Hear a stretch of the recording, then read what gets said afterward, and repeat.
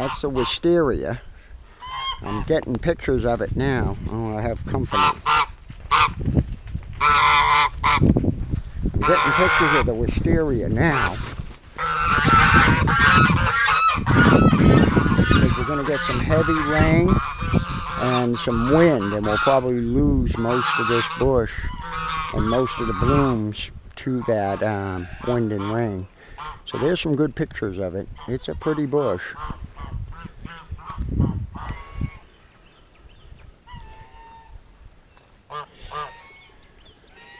Here's one of our free-range roosters. He's pretty much a loner. Ah, and now we're back to my pesky goats. You guys need to go.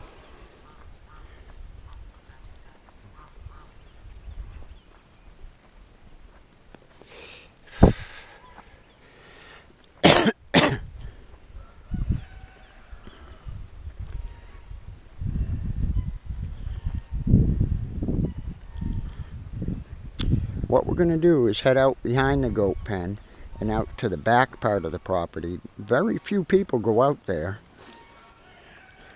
Generally our tours don't include the woods. Hi, Diamond. Hi, honey.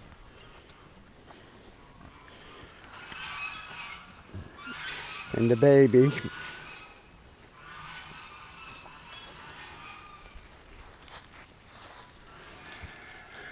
You guys need to go back that way.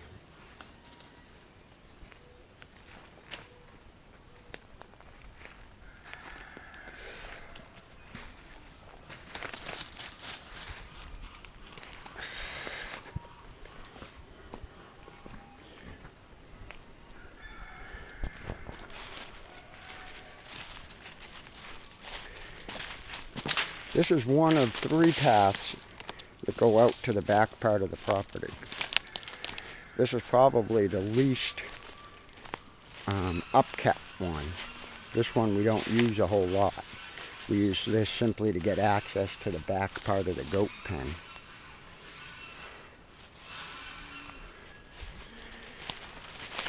As we walk, we'll notice the change in the trees here. This is part of an old growth forest. You see there's some good old oak trees there, and really big ones.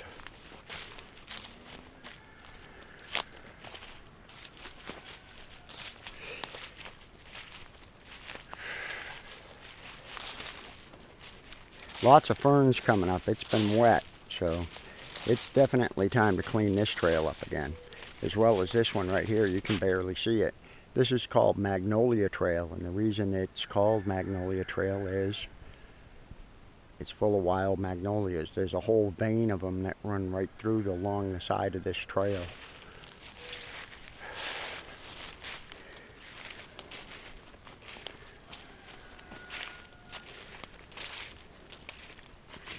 This is a little bit of an incline here that comes up out of that bottom down there, where it stays wet all the time. And we're coming up into a pine grove, and this is a new growth. And as you can see, it's all pines.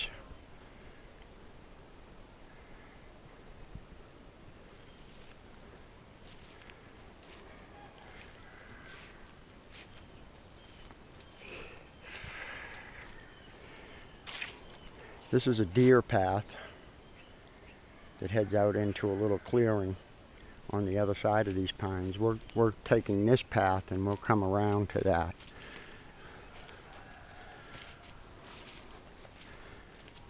We're still in that new growth pine here, as well as over here. There's a lot of wild blueberries out in amongst those pines as well. They really like the acid soil. This is the opposite side. This is where the clearing is. This is part of our turtle colony. I'll show you what a gopher turtle hole looks like.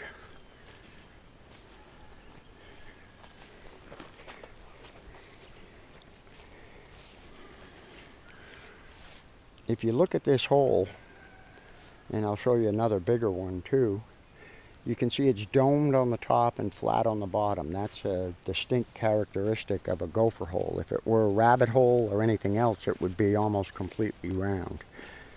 On the ground here, you can see the path that they use to follow.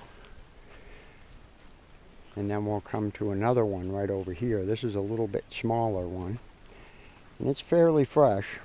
Somebody's been in there this morning. You can see that characteristic dome top and flat bottom, which is the shape of the shell of the turtle. You can about tell the size of the turtle by the size of the hole. They only make the hole big enough for themselves to fit through. So we have, oh, I don't know, I'd say about 40 turtles out here. This is another one, and as you can see, this one's even smaller, so we know this is a much younger turtle here.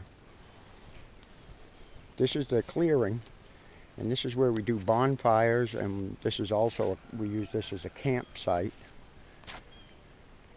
And there's several tent spots. There's some right here, and then there's some through that path there. And then behind those bushes there's another small clearing. There's a little path that goes through there for another tent spot.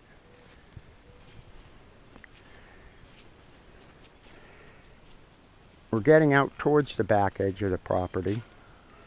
Not quite there. It's solid woods back into there. And our property line goes about as far as you can see back into those woods.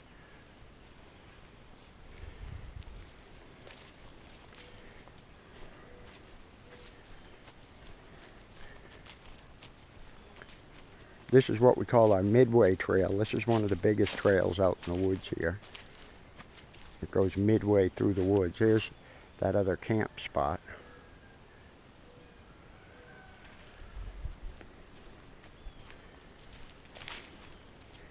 There's a little bit of a clearer look back into the woods. It goes back that way quite a ways, comes to a little ravine with a small creek. And then on the other side of that, there's about 40 acres of woods. Not that's ours.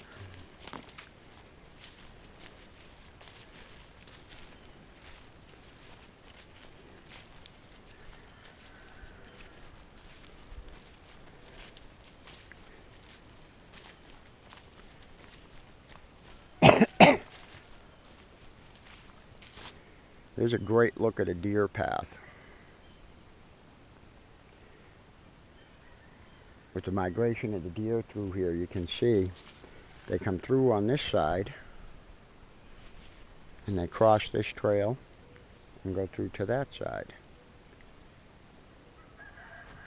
I'm only going to go a little bit further down this trail. We're not quite halfway yet.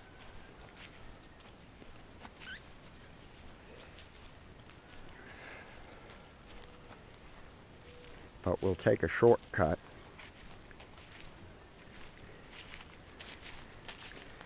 You can see this trail goes on down that way quite a ways, but we're going to turn here. This is what we call the pond trail, even though the pond is dried up. As you'll see, we'll ascend back down into that bottom. And we got a pasture that we used to have down here, and then I let it get overgrown. I wanted to grow it out for the deer to be able to have a place to loaf. It makes a good resting point for them. The bottom, the real wet bottom of where the pond was, usually has some water in it, so it gives a water feature for the deer. And I don't know, you probably can't see it as we're walking, but we're walking over fairly fresh, good size hoof prints from the deer. And now we're coming into the bottom down here. This is about where the pond started when it had water in it. This is also our shooting range. And you can see we let it grow up. And that path takes you out around the other side and up over the embankment that is the dam between two ponds. There's actually another pond off to the other side of those woods. And this is what we keep completely natural. And we keep it this way for several reasons. One is for the deer to have a loafing area. Two is for the birds to have an area to live and to hide.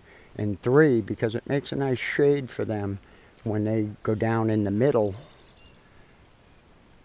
Let's see if you guys can see down there.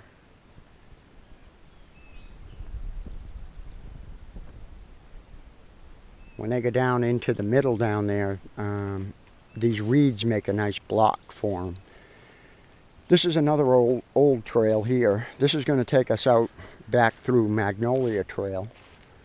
And this is just a switchback trail. Now when you see me put posts up about help cleaning trails and cutting trails, this is what I'm talking about. These grow pretty fast. There's another good deer trail coming through there. That's a well-traveled one. These trails grow up and get overgrown. Like here, I need to get out here and get some of this cut back. Springtime, it seems like this stuff grows endlessly.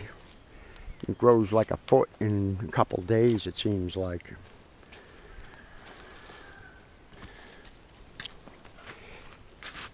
Well, just got a spider web. As we're going, you'll see, I think you can see it over here. This is the old spring. This is where the water used to come out of the ground to feed the pond over there. We're actually walking in the bed of a stream. This is now dried up.